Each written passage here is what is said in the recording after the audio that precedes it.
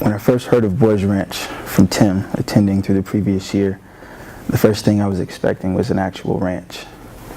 As you can imagine, I was caught by surprise when we turned into the campus on my very first visit and seeing a beautiful modernized campus. I wasn't aware that everything was going to be so different from what I had imagined. The campus layout, the chapel, the Dipple Center, the diversity of students on the residents on the campus, and the structure of the homes were all way beyond what I was expecting. Little did I know that God was going to continue to blow me away for the rest of the year. Before I was accepted into the program, I was asked to write a paper on how I believed I could be of service to God here. I did my best to present myself in a way that might cause me to be one of the chosen few. I carefully tried to hide my flaws and mask them with humble confidence. I put that in quotes. What I intentionally forgot to mention was how underqualified I felt. How deep in my thoughts, I was certain that it would be nothing short of a miracle if Mike and Jennifer decided to bring me on board. I can assure you that if I knew now what I knew then of how loving and gracious they would be, I would have been less hesitant to address my flaws and my fears in a more open and transparent way. The truth is, I was overcome with nerves regarding how well I would fit in, and I found myself drowning in my own doubt and unsure if I was fit for this type of ministry. Still, I knew this is where I had to be, where I needed to be, and where God called me to be. I can't express how grateful I was when I received the call from Chaplain Wilhelm saying that I was accepted. I also wasn't expecting that as the year moved further along, my gratitude would continue to grow, even up until this moment preparing this paper. God has been such a blessing in my life and to my family here around me that there isn't much room for anything else but gratitude in my heart. My experience here at the ranch has been unlike any other experience I've felt in my life. It is hard to imagine the hurt a lot of these kids are feeling if you've never sat down and spoken with them about it. I was a little surprised at the reputation this place had through word of mouth. It was a little hard to imagine that the few folks who lived around the surrounding areas viewed this place as a place for bad kids. I'll put that in quotes as well. I soon realized that the same opinions were shared by most, if not all, of the kids here on ranch. I've always been the kind of person who believed that every question had an answer and every problem could be solved. I quickly learned how wrong I was in those beliefs, shattered like thin glass the moment I approached my first obstacle.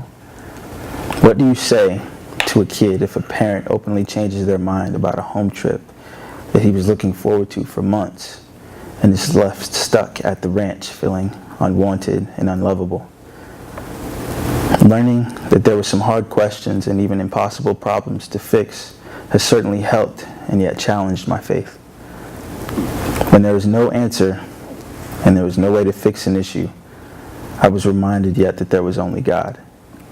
I discovered this year that sometimes God will call you to just sit in the pain with a kid, and He will call you to let that kid cry it out while your arm is around him, while he's in a world of hurt, and despite the world that tells him that he is weak or soft for doing exactly what he can't help but do at the time. Realizing that maybe God called you to that moment just so that same kid might see God's unfailing love at a more mature time in his life when he thinks back on it certainly taught me that having an answer isn't always helpful.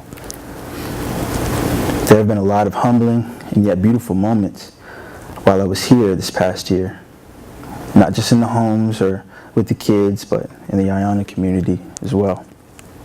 My experience with the Iona squad has been such a huge blessing in my life for sure. I never formed a relationship so pure and so strong with any group of people before this.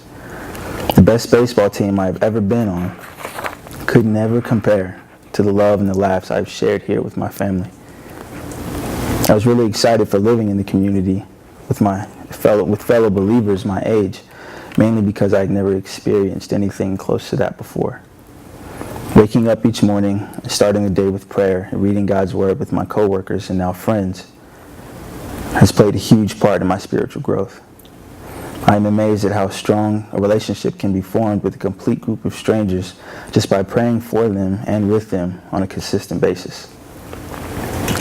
I can say with confidence that each and every one of this year's Iona interns are incredibly special to me. They are a rare breed of people that will be hard, if not impossible, to find another in the future when it is time to part ways. I will always cherish these moments made, and the moments here with these guys. When God places a support system such as the Iona crew, along with the rest of the chapel staff here, it gives you the confidence and the freedom to yield to what God is planning to do in your life, making it a little easier to allow God to grow and stretch you into the person you have been called to become. Believe me when I tell you I've had plenty of growing and stretching opportunities here on Ranch. These opportunities have appeared in various places throughout Boys Ranch. Some came in the homes, others came in the baseball diamond, and few even came throughout the community. But some of what I felt might be the most impactful or significant moments of growth and stretching this year would have been in the chapel and the disciplines that come along with it. In my application essay, I stated, discipline doesn't always mean difficult. And I had no idea how arrogant and wrong of a statement that was for me personally. The spiritual discipline was tougher for me than I imagined it would be. From trying to keep up with the current routine to inconsistent time punches, I was constantly being humbled and placed in uncomfortable positions that caused me to have to look at myself in the mirror and say, you're not leaning on God like you should be right now. I also struggled to continue to struggle greatly with keeping up with how much further along in theology everyone else was around me. To tell you it was intimidating would be an understatement, to say the least. I often found myself embarrassed or ashamed for how low my scores were during Bible quizzes. But again, the grace and support system that God has placed here around me is second to none, and the Lord has continued to love and shine on me through the help of my new friends and family here.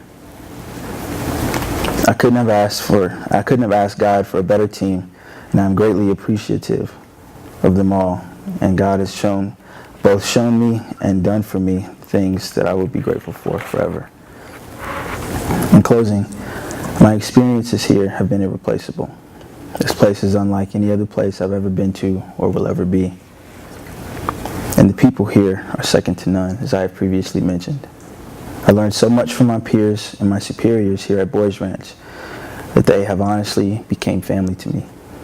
I can honestly say that I am looking forward to what God is going to do here this next year, and to witness it will truly be both a privilege and an honor.